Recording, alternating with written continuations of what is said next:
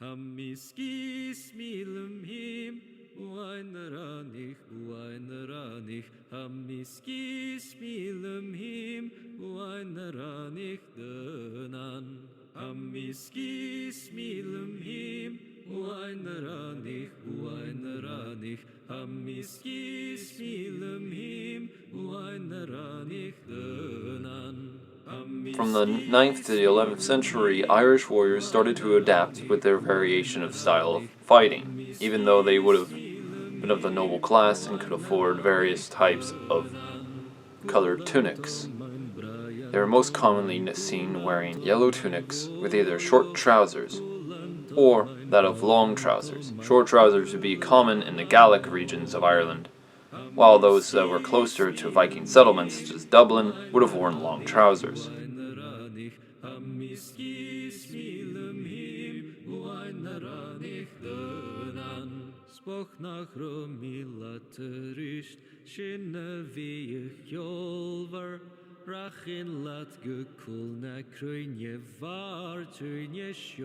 The footwear that was worn, mainly that between Gaelic and Nordic design, depended on where the person lived. The closer you were to Nordic settlements such as Dublin, or any other Viking settlements, the more likely it would have looked identical to that. The more likely they would have adopted the Nordic design, while the Gaelic design would continue to be worn throughout Ireland all into the 20th century.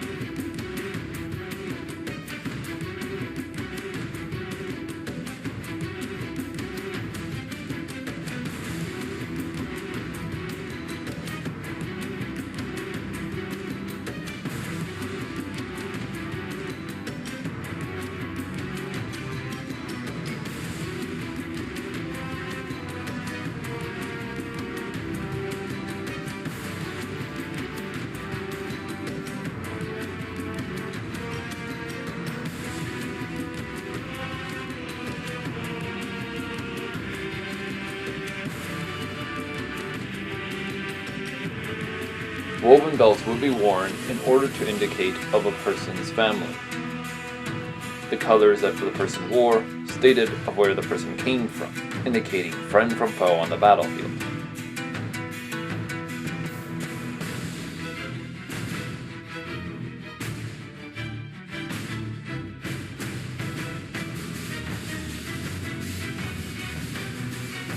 When not in battle, embroidered tunics were worn over their everyday tunics, indicating their form of wealth.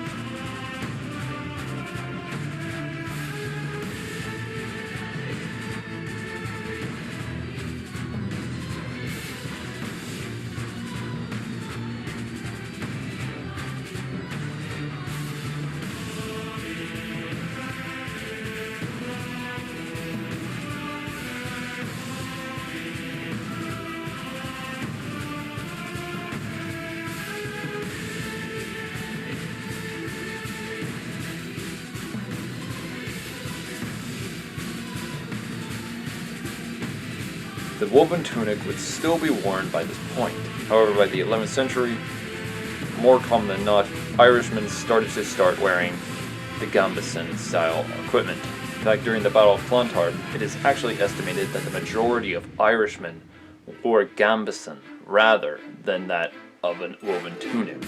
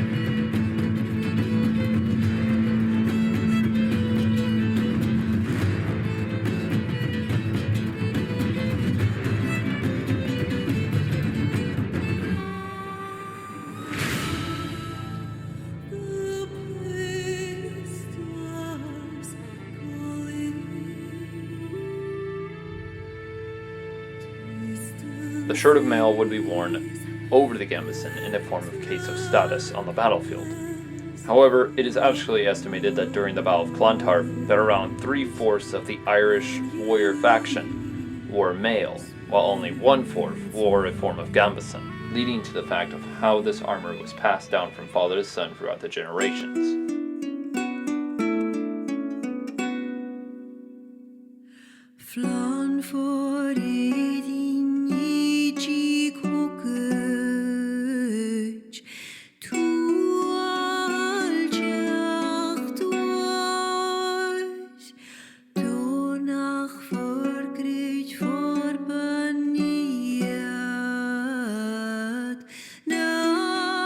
Helmets that were worn varied from user to user, as there were different variations throughout the time in history. It was believed that the infamous ridge helmet was worn during the time of the 9th century, however, slowly phased out of history by the time of the 11th century. It was probably only worn by the High Kings of Ireland, or probably used as a ceremonial symbol. Other helmets, such as the bull helmet, were worn. However, these were very common. And such, these were extremely commonly seen on the battlefield, and were cheap and easy to manufacture. So these would have probably been more commonly seen.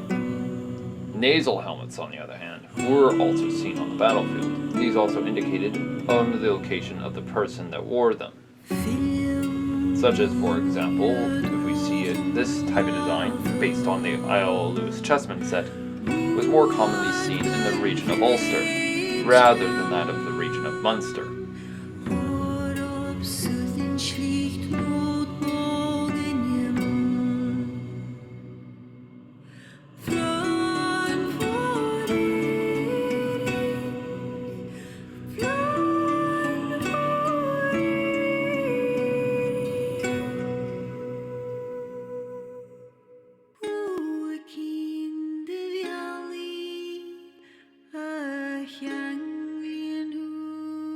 While some other nasal helmets were probably more used for various designs or traded throughout the region of Ireland.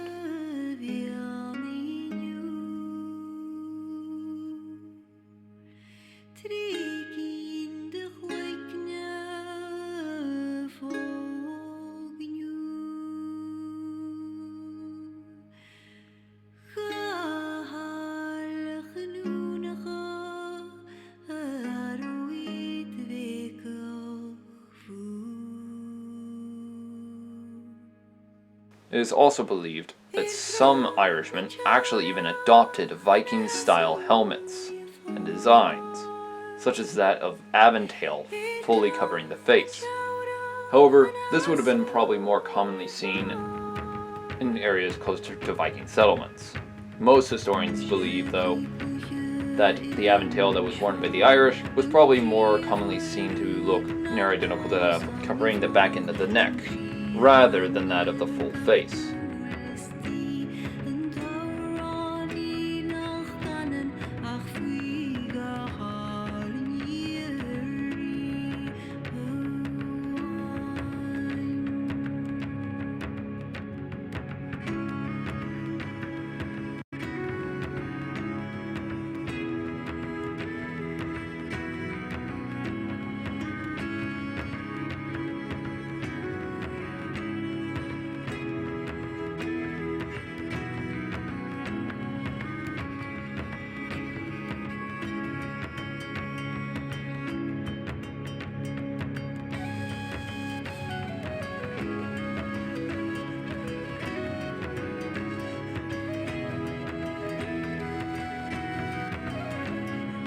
Another form of armor that was probably seen during this time was indicated to be scale and laminar. However, some historians do debate on this one, as there is no clear answer to whether or not this one is true. It is stated, though, during the Battle of Clontarf, that Irishmen did wear forms of scale laminar that was probably imported all the way from the Byzantine Empire. However, we do not know whether or not this is true. It is indicated, though, that the Vikings might have worn this armor, but other than that, it is still unknown. And by this point in time, scale armor was more of a form of ceremonial symbol, rather than the military use what armor it was in the past. The club was still being used by this point. However, by the 11th century, had started to fall out of favor, and began to be used more of a ceremonial symbol of that of a high king, or even that of a king or nobleman, rather than that to be used by the warrior class.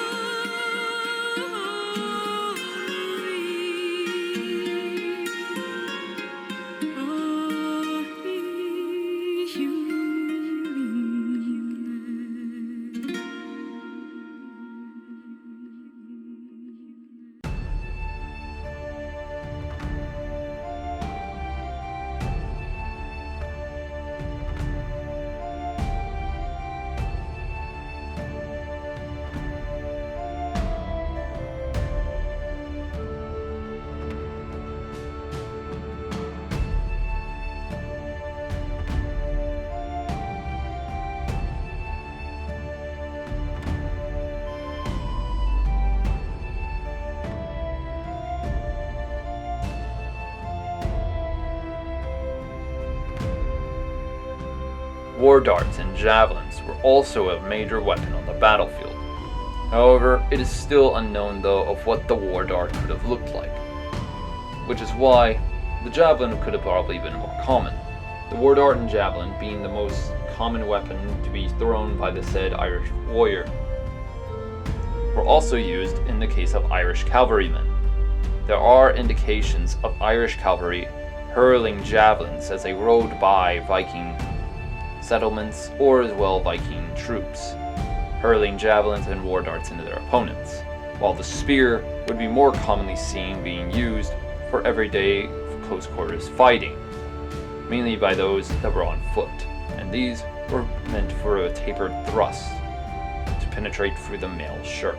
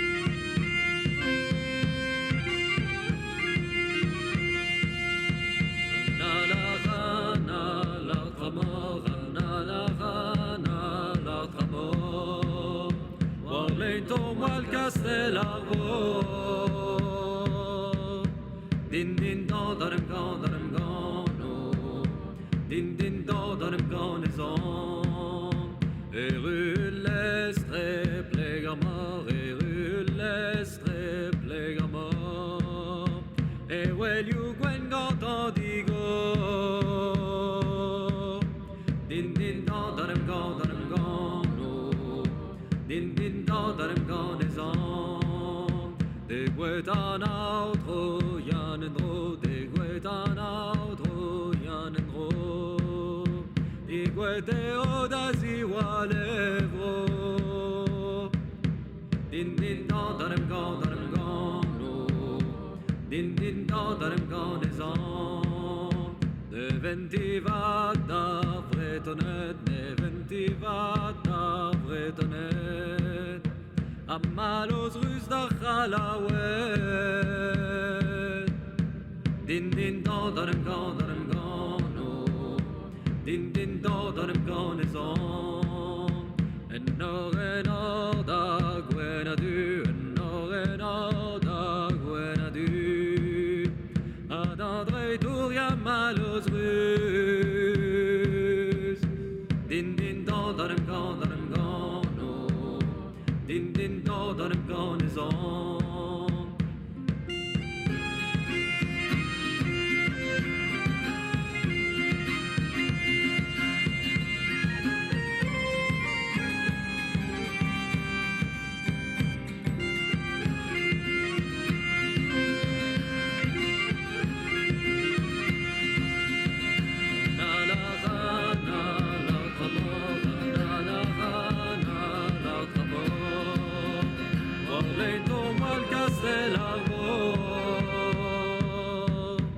din din da da dem gone din din da da dem gone zon rullestre plegamar well you gwen gata digo din din da da dem gone din din da da dem gone zon de gwetan outro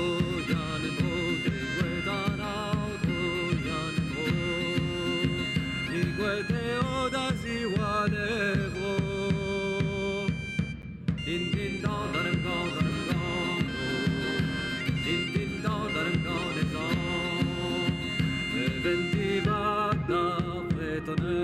ventivat da vretonet amalos rus da khalawet din din da da dem gone din din da da dem gone zon en norren da gwena du en norren da gwena du adandre tour ya malos rus din din da da dem gone din din da da dem gone zon